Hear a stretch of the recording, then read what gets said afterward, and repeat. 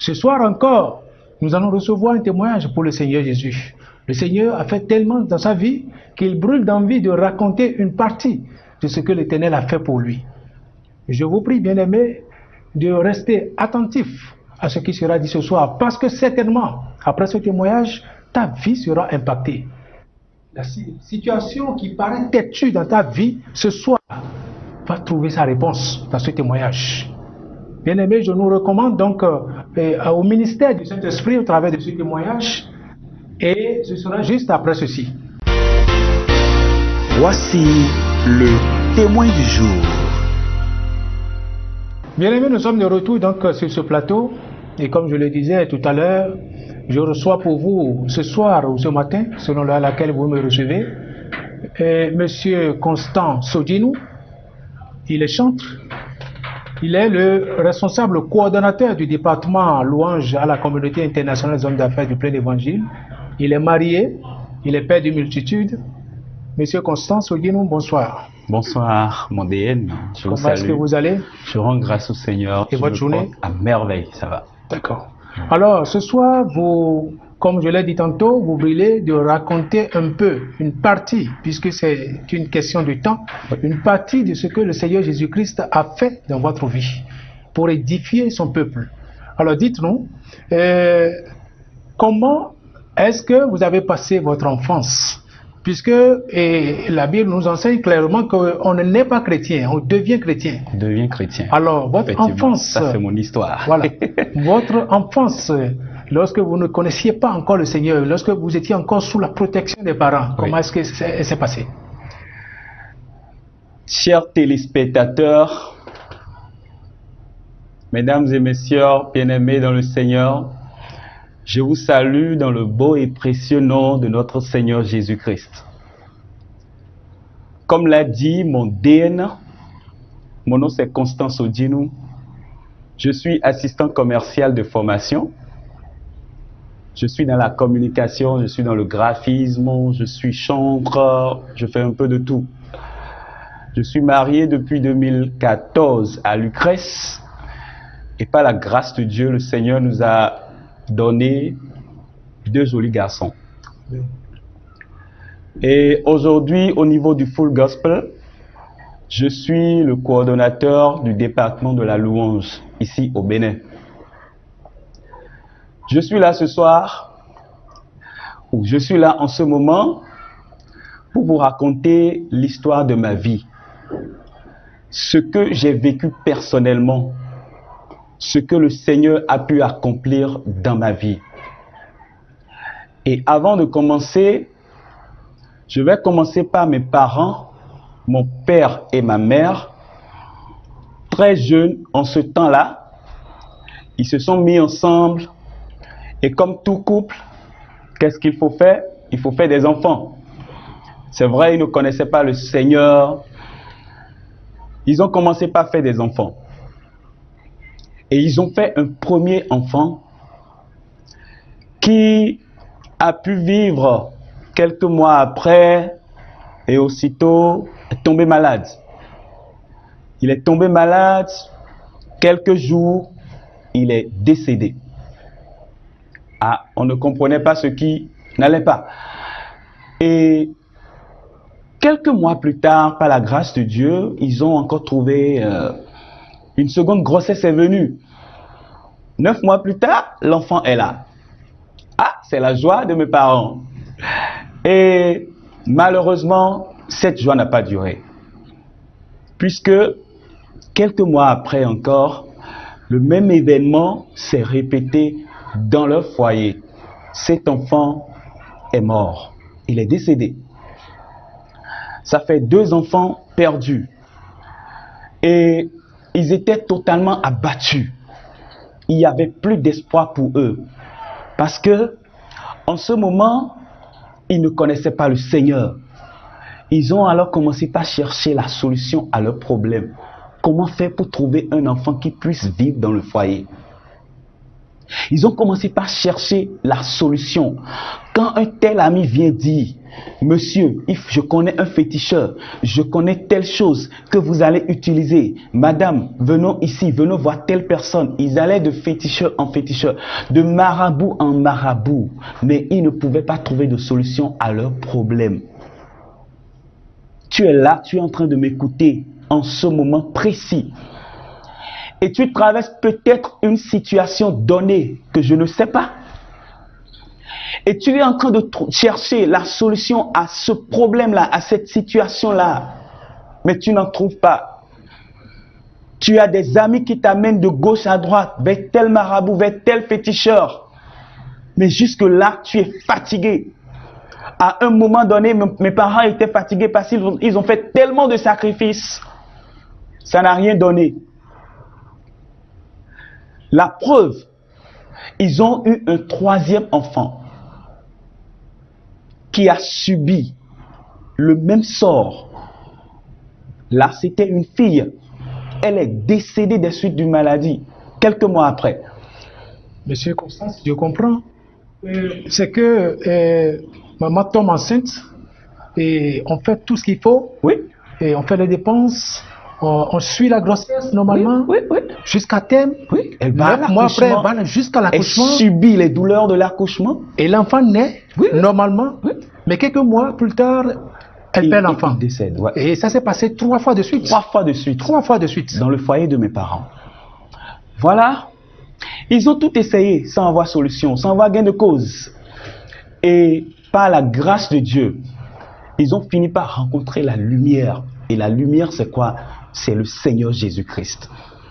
Il y avait une équipe d'évangélistes qui leur a rendu visite et leur a parlé du Seigneur Jésus. Bien-aimé, si tu es aujourd'hui enfant de Dieu, ne néglige pas l'évangélisation. C'est ce qui nous a donné la vie, nous, aujourd'hui. Ils ont été visités par ces évangélistes qui leur ont parlé du Seigneur Jésus. Et qu'est-ce qu'ils ont dit? Nous avons déjà tout essayé. Tout. Maintenant, puisque vous nous parlez de ce Jésus-là, et vous nous dites même qu'il peut nous donner des enfants qui pourront vivre, nous allons essayer votre Jésus. C'est l'engagement qu'ils avaient pris. Ils ont dit, nous allons essayer votre Jésus. Alors que c'est cela ce que Jésus mange. C'est un homme des défis. Il aime les défis. Il aime qu'on vienne l'essayer. Bien-aimé, si tu es dépassé, Matthieu 11, 28 nous dit, vous qui êtes fatigués, chargés, venez à moi. Venez au Seigneur Jésus-Christ. Vous qui êtes chargés par les soucis, par les problèmes de ce monde. Et il fera quoi? Et il va vous décharger. Il en est capable. Les cas impossibles, il est celui qui débloque ces cas-là. Mon frère, ma soeur, ils ont pris l'engagement d'essayer le Seigneur Jésus. Et ils l'ont fait effectivement. Ils ont accepté ce jour-là le Seigneur Jésus comme leur Seigneur et Sauveur personnel. Tout en ayant à cœur de l'essayer, juste pour voir là où ça va les amener. Si ça les amène à bon port, ils vont suivre le Seigneur Jésus jusqu'à la fin de leur jour, de leur séjour sur cette terre. Mais entre-temps, s'ils étaient encore déçus, ils vont essayer autre chose. Mais on n'est jamais déçu lorsqu'on rencontre le Seigneur Jésus. Jamais déçu. Il ne déçoit jamais. Il ne les a pas déçus. Et il ne te décevra pas, mon frère, ma soeur. Toi qui m'écoutes. Amen. Et effectivement, après avoir reçu le Seigneur Jésus, ma maman est tombée enceinte. Une 4e fois. Une 4e fois. 9 mois après, elle a eu un garçon bien aimé dans le Seigneur. Et c'est ce garçon qui est à l'écran en train de te parler en ce moment. Ce garçon, c'est moi. Et par la grâce de Dieu, je vis jusqu'à ce jour. Si Jésus n'existait pas, si Jésus n'avait jamais été puissant, si Jésus était juste une histoire que les gens racontent, je ne serais pas là aujourd'hui en train de te parler. Je ne devrais pas vivre. Je devais subir le même sort que ceux-là qui étaient venus avant moi dans le foyer de mes parents.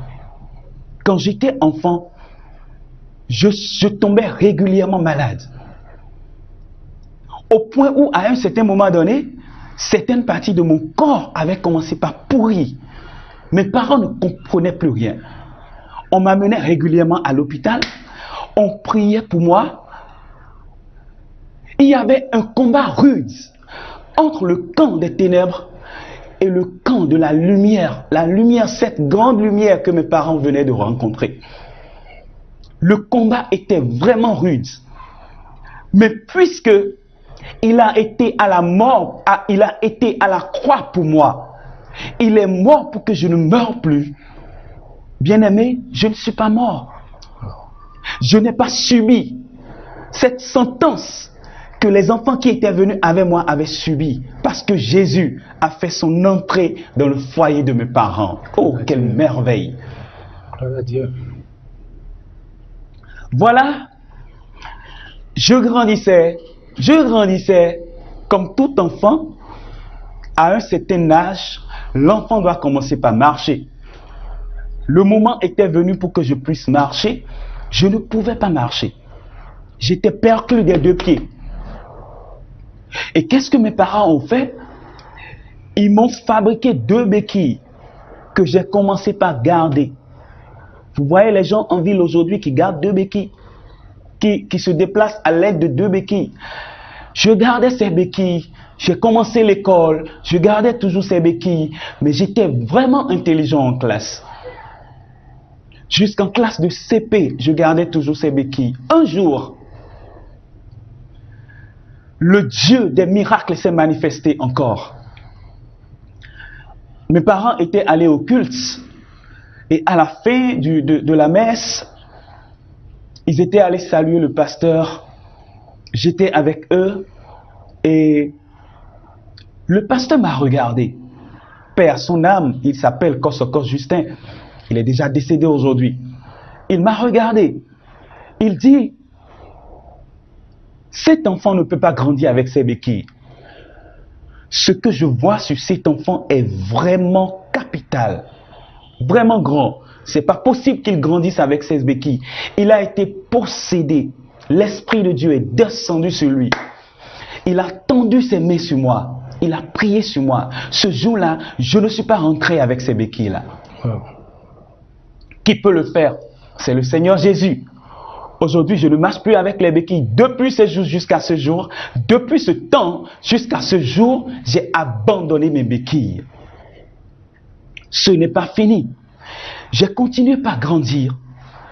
J'étudiais. Mes parents n'avaient pas assez de moyens. Après moi, ils ont eu 4 autres enfants. Mon père et ma mère ensemble ont eu 4 autres enfants qui vivent jusqu'à ce jour. La mort n'a plus trouvé sa place dans la vie des enfants de mes parents. Amen. J'ai grandi.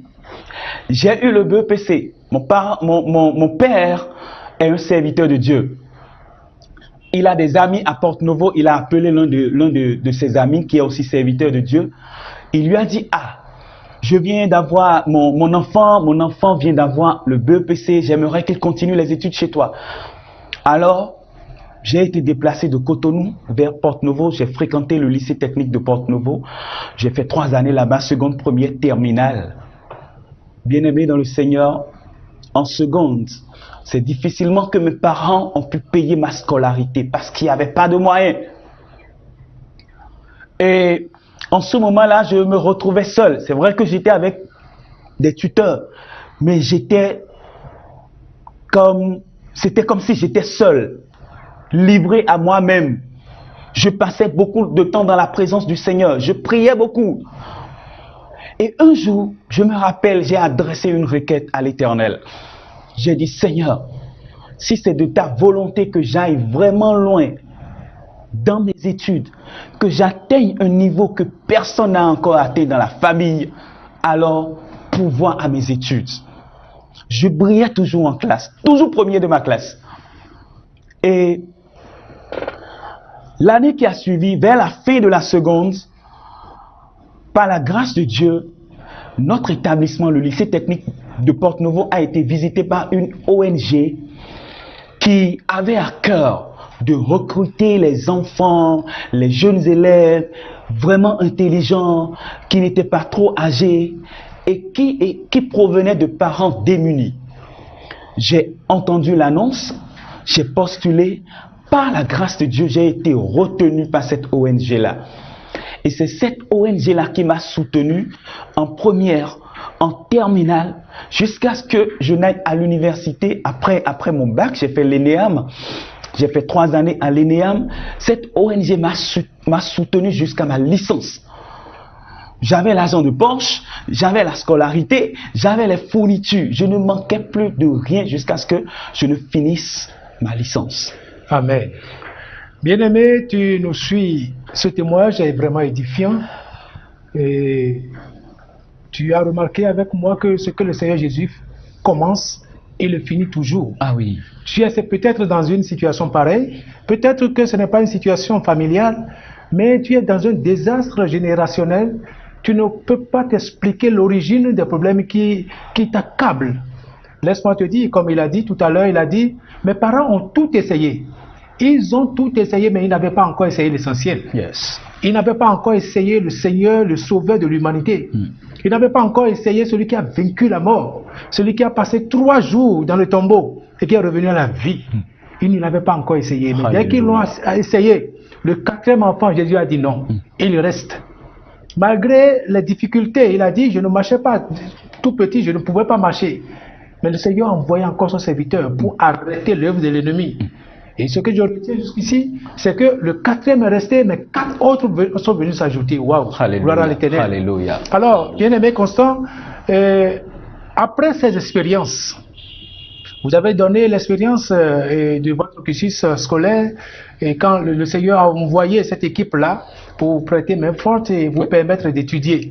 Vous avez passé toutes ces étapes, vous avez vu la main de Dieu dans votre vie, se manifester dans votre naissance, depuis votre naissance jusque-là. Yes. Alors, après tout ceci, qu'est-ce que le Seigneur a commencé à faire dans votre vie? Voilà, après cela, nous étions en 2008. J'étais en 3e année à l'ENEAM. J'ai eu un ami qui fréquentait un des chapitres du Full Gospel. C'était le chapitre Le Berlin. Un jour, il m'a invité. Je suis allé à leur réunion. Ils tenaient en ce temps-là leur réunion chaque vendredi par quinzaine, entre midi et 2. Et j'étais à cette réunion, j'ai vraiment aimé.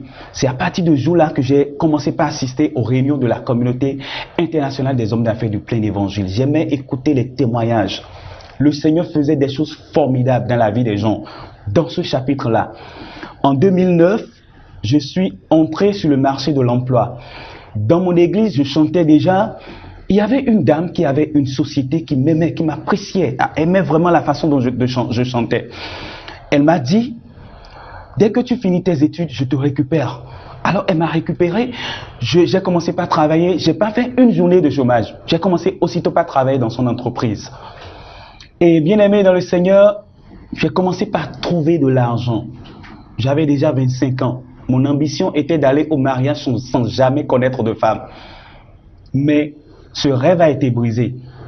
Parce que je trouvais de l'argent, les femmes, j'ai commencé par m'amuser avec les femmes.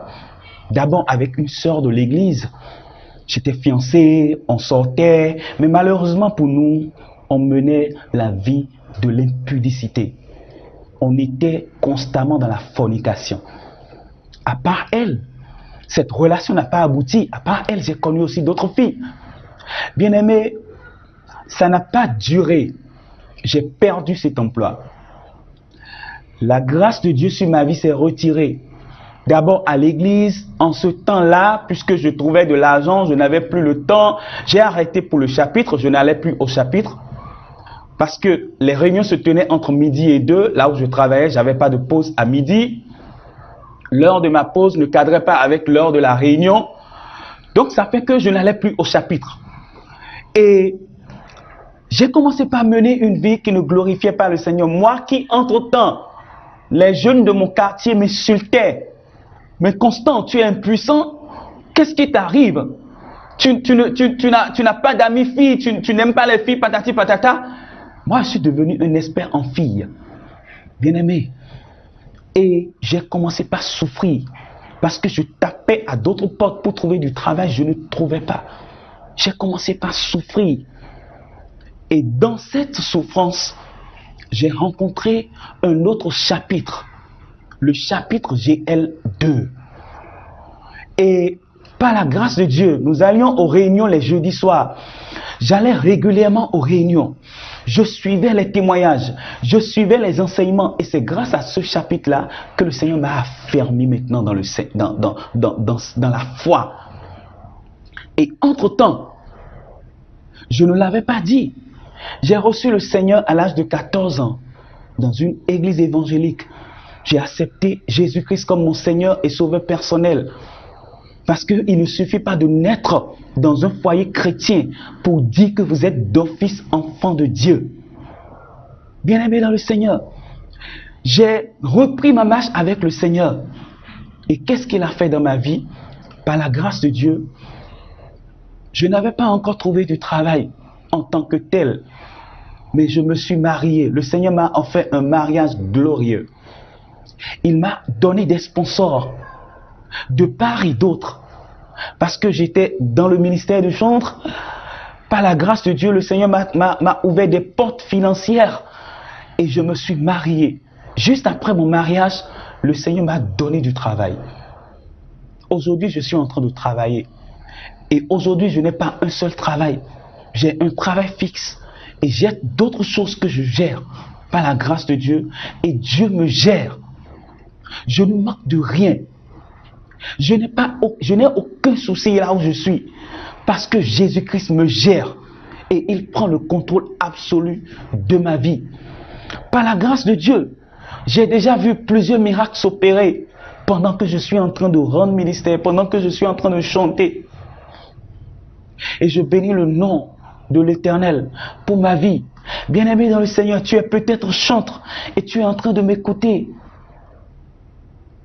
J'ai peut-être oublié cette partie. Un jour, pendant mes bévures, pendant mes temps, mes moments d'errance,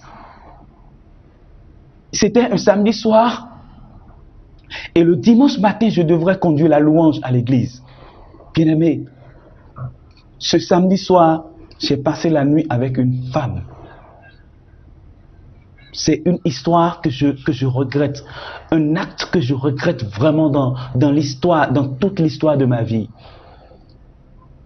Le dimanche matin, me voilà sur l'autel, à l'église, en train de chanter, en train de louer le Seigneur. Et les gens ont même bien dansé le jour-là.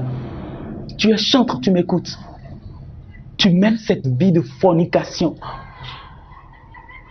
L'offrande que tu donnes à Dieu n'est pas plus importante que l'offrande de ton cœur. C'est le cœur que Dieu regarde.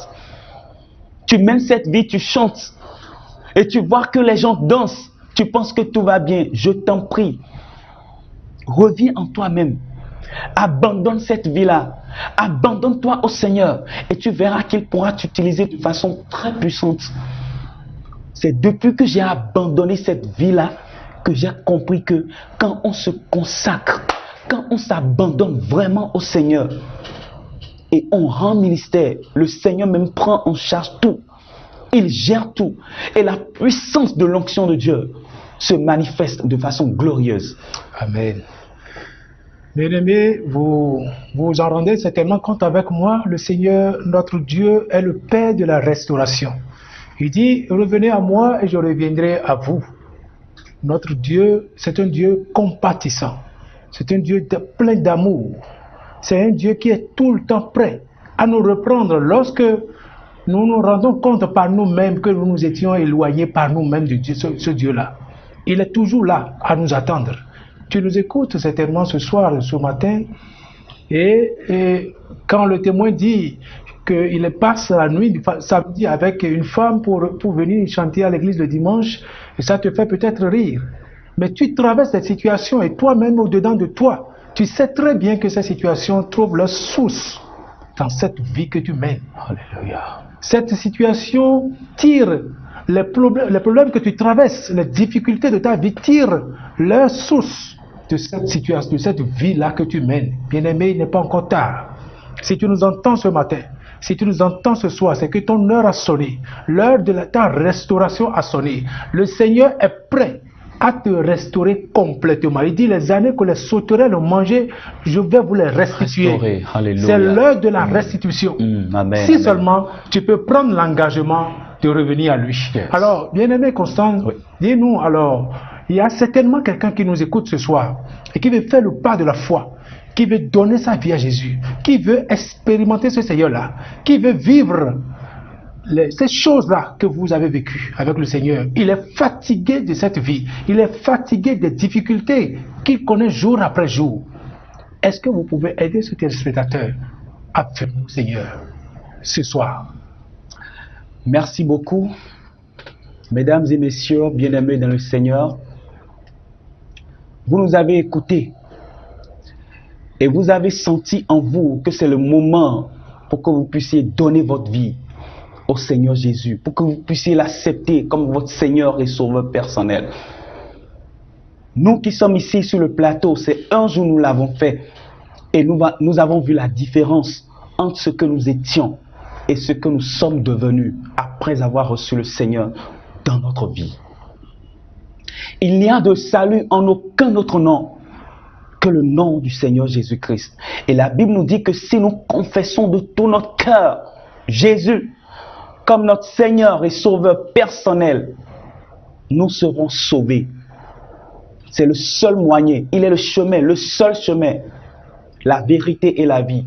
Ce n'est que par lui que nous puissions avoir le salut. Je vais te demander humblement de mettre la main sur ton cœur et de répéter en ce moment ces paroles avec moi. Si tu peux fermer tes yeux, si tu en as la possibilité, je t'en prie, fais-le.